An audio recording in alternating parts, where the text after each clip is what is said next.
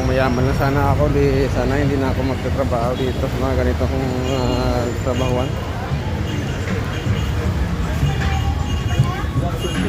Ngayon na ako nakakaranas sa mga ganitong sitwasyon.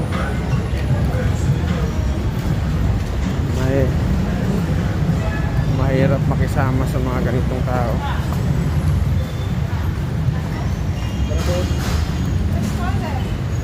Kasi bog ka na nga.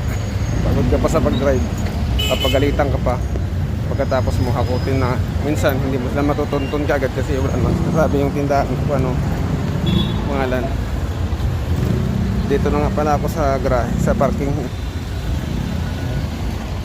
Pula kayo ini.